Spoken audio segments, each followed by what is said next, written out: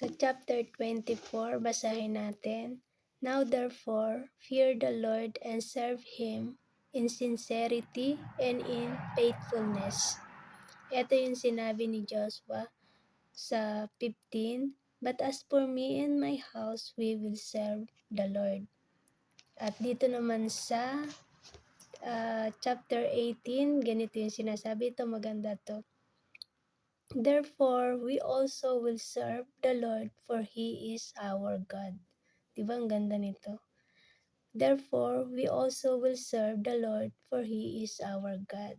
So, napakaganda nito. At dito naman sa 19, kung ipagpapatuloy natin, maganda rin doon. Gusto talagang i-make sure ni Joshua kung talagang Panginoon ang pinipili nila para paglingkuran. So, kasi sabi dito is choose whom you will serve.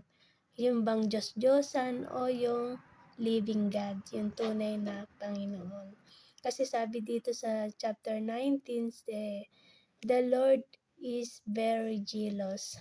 So, pero nagano yung mga tao na sabi ng mga tao dito is, but we will serve the Lord our God. So, kung i-continue natin yung chapter 24, napakaganda nito kasi ito na yung last chapter na habilin din ni Joshua, no, bago siya before he passed away.